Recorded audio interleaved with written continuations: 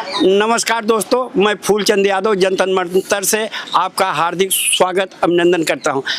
आज मैं EPS 95 की आवाज़ जैसे लगातार निरंतर उठाता रहा, चाहे वो PMO कार्यालय हो, चाहे जंतर मंतर हो, चाहे अन्य जगह पर EPFO कार्यालय हो, आवाज़ उठा रहा था। और उम्मीद आप इस बात को रखिए कि आगे भी ये चुनाव संबंधी बात हो या EPS 95 की कोई बात हो, ये हमेशा उठाते रहेंगे।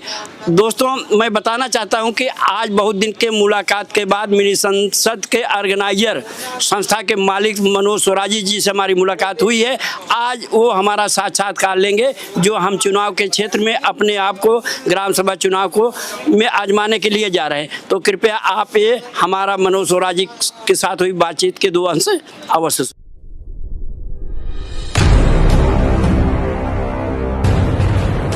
फूलचंद एक ऐसा नाम जिसको देश में ही नहीं विदेशों तक जाना जाता है।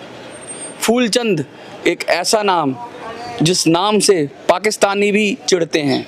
फूलचंद एक ऐसा नाम जो कहते हैं कि गरीबों की, कमज़ोरों की, दुखियों की मदद करता है। फूलचंद एक ऐसा नाम जो कहा जाता है कि ये फूल नहीं अंगारा है, क्योंकि देश का कोई भी विषय हो, कोई भी गंभीर विषय हो, देश की चिंता हो, फूलचंद जी हमारे साथ हैं, हमेशा आगे रहते हैं, बढ़ चढ़ कर हिस्सा लेते हैं और जंतर मंतर पर PMO तक जहाँ भी जाना पड़ता है जाते हैं। लेकिन एक गांव के लिए, एक छोटे से गांव के लिए फूलचंद जी आज जंतर मंतर पे आ गए। फूलचंद जी, आपका स्वागत है। मैं तो आपका स्वागत करता हूँ। आपका स्वागत है। आप हृदय स्पर्शी हैं, भावपूर्ण प्रश्न करते हैं। मैंने देखा आपको इंटरनेशनल इशू पे बात करते हुए, सीमा हैदर के इशू पर बात करते हुए, बहुत सारे इशू पे आपने बात की और बहुत वायरल हुआ। लेकिन आज ये छोटे से गांव के मुद्दे पर क्यों आए हैं, क्या है, थोड़ा सा बताइए। अरे मनोज जी, आप गांव के मुद्दा जो है ना, इसको हल्का मत समझिए। गांव का मुद्दा जो है देश के विकास के लिए बड़ा प्रभावकारी होता है। आप सोचिए, हम जिस मिट्टी में जन्म लिए हैं वहाँ की मेरी कुछ जिम्मेदारी है। गांव की मिट्टी मेरी माँ है, हम पर कर्जेदारी है। वो कौन आदमी है जो अपने देश की जन्मभूमि, अपने गांव की मिट्टी की भूल जाए?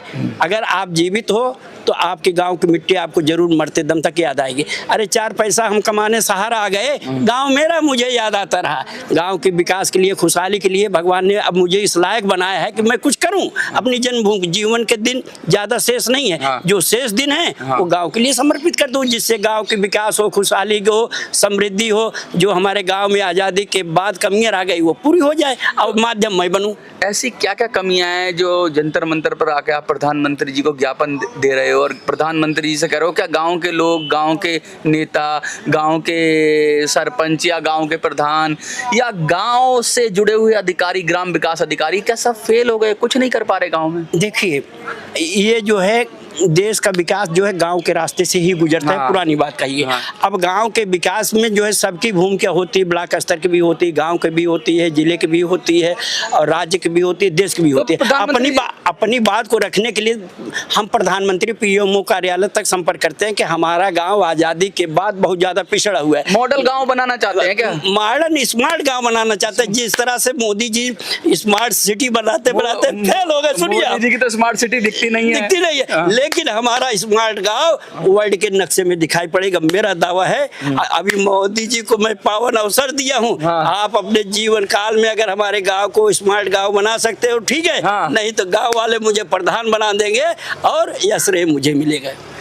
मैंने देखा है डॉक्टर साहब कि आपका तो सब कुछ सेट है, पैसे की कोई कमी नहीं है, जिंदगी आराम से कट सकती है, अच्छा खासा व्यापार भी है, बहुत सारा आपका दिक्कत कोई मतलब कोई तकलीफ नहीं है आपको, और पूरे देश में नाम है आपका। ऐसा तो नहीं कि एक छोटा सा गांव का प्रधान ही का इलेक्शन से आपको कोई फर्क पड़ने वाला है।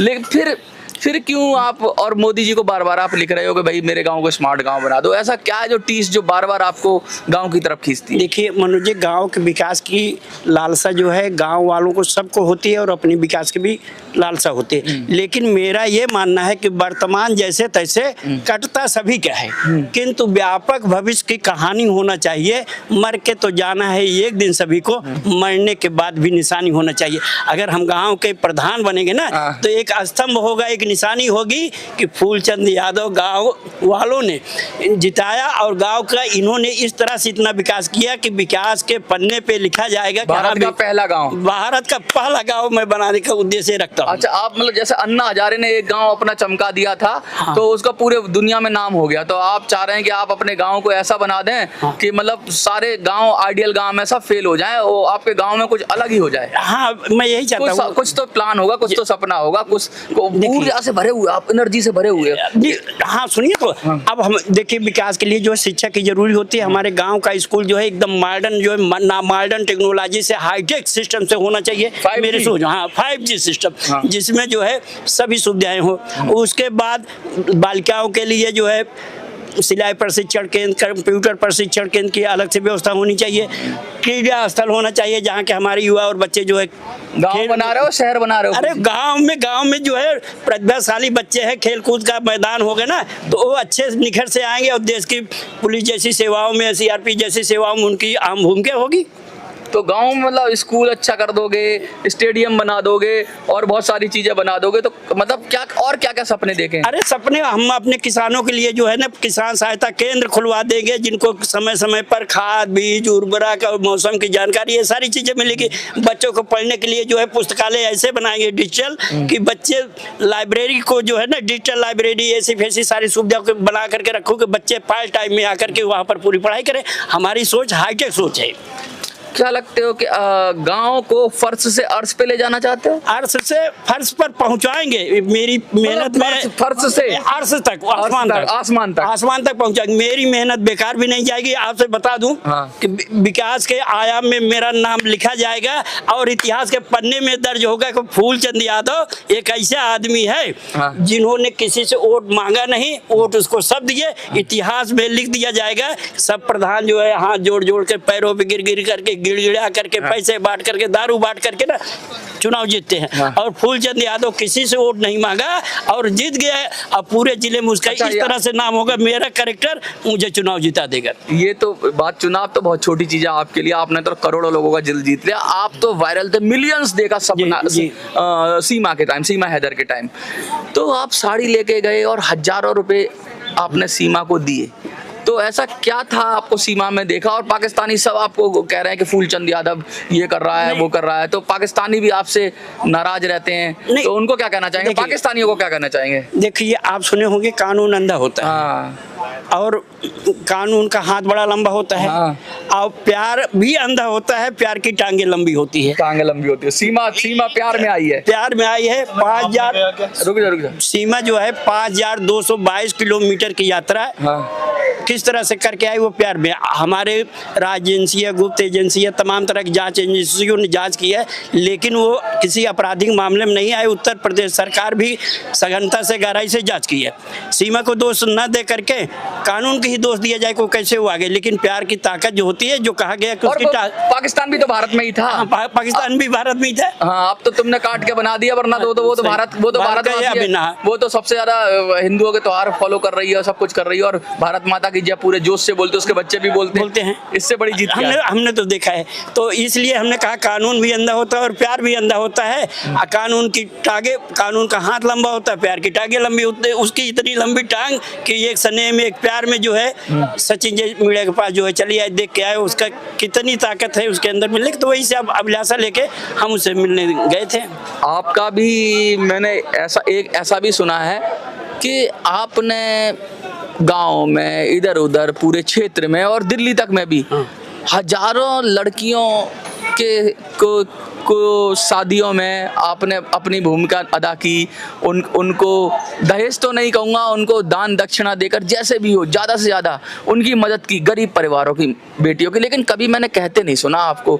ऐसा क्यों है? मतलब लोग तो एक केला भी बांटते हैं, कंबल भी बांटते हैं, तो 1000 फोटो खिंचवा लेते हैं फूलचंद जी। और आपका तो मैं व्यक्तिगत जानता हूँ, क्योंकि व्यक्तिगत मैं जानता हूँ, कई बार आपने जंतर मंतर पर भी लोगों की मदद की, और पूरे जहाँ भी जाते हो किसी लड़की की शादी होती है तो कुछ ना कुछ दान आप देते यही हो। देखो, ये चीजें छिपाने से मनोज जी छिपती नहीं है। हाँ। हम क्या करते हैं, आप क्या करते हैं, अगला क्या करता हाँ। है। अब मान लीजिए बेटी हमारी है या आपकी, मानना चाहिए बेटी सबकी है। हाँ। जब उनका कोई विवाह होता है तो मैं उसमें थोड़ा आर्थिक मदद कर देता हूँ। ये बात हमारे गाँव वाले जानते हैं।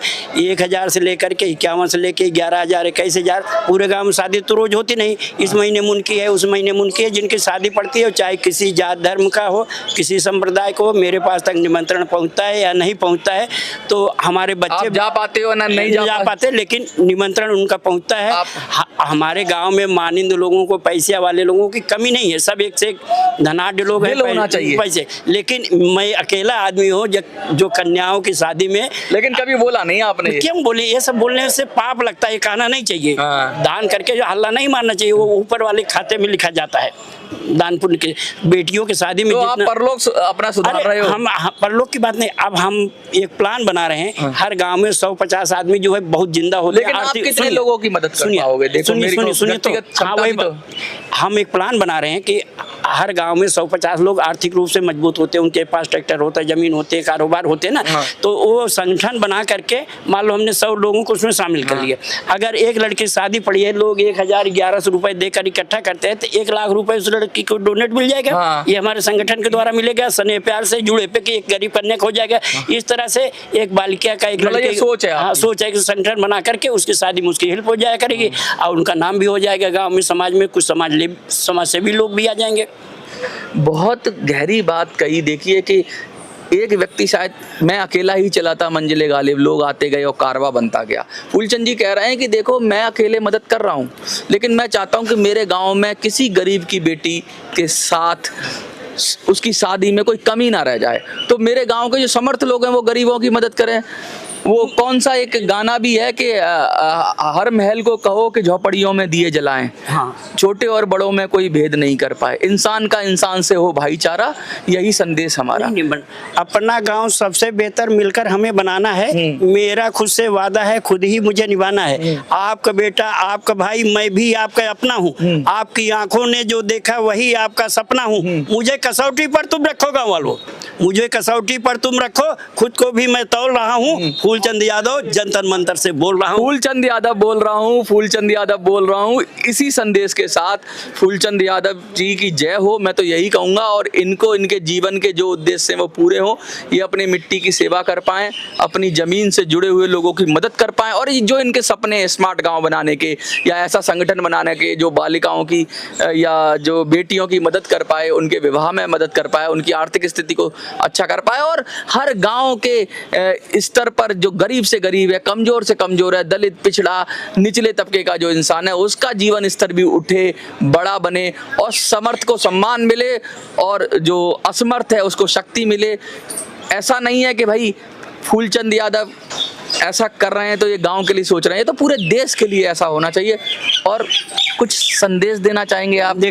आज तो प्रधानमंत्री जी से आप मिलेंगे, जाकर पत्र भी देंगे, कुछ संदेश देना चाहेंगे? देखिए, मेरी अंतिम इच्छा है और अंतिम सांस तक, हाँ, कि हमारे गांव के विकास के लिए, खुशहाली के लिए, अच्छे समृद्धि के लिए ले जाने के लिए प्रधानमंत्री जी का तरफ से, पीएमओ कार्यालय से हमें जो है ना आश्वासन मिला है। मैं भी तत्पर हूं कि गांव में 3-3 स्वागत द्वार तीनों छोर पर बनाए जाएंगे। अच्छा। ठीक है। कृषि उपज की जितनी सारी संसाधन व्यवस्था है, उर्वरक है, उसके सारे किसानों के लिए योजना है प्रधानमंत्री की, सब ग्राम विकास की जितनी योजनाएं आती हैं, चाहे वो ब्लॉक स्तर की हो, जिला स्तर की हो, गांव में लगाया जाएगा, गांव को विकास किया जाएगा। ये गांव वालों का जो स्नेह प्यार मुझे मिल रहा है कि भैया आप ग्राम प्रधान चुनाव के मैदान में आइए, हम लोग आपको बिना मेहनत आप तो चुनाव लड़ना ही नहीं चाहते, लोग कह रहे हैं क्या है? लोग कह रहे हैं, देखिए जब हम कोई कदम सेवा की भावना से समर्पित कर दिए, तो अब तक मेरे पास 60-70 लोग जुड़ चुके हैं मेरे साथ, मेरे हर कदम पर मेरे साथ चलते हैं। ये तो वही लड़ लेंगे, आप तो ये दिल्ली बैठे बैठे जीत जाओगे फूलचंद जी। मुझे तो ऐसा लगता है जब पूरा गाँव ही आपके साथ है, आपके व्यवहार इतना अच्छा है, तो आपको तो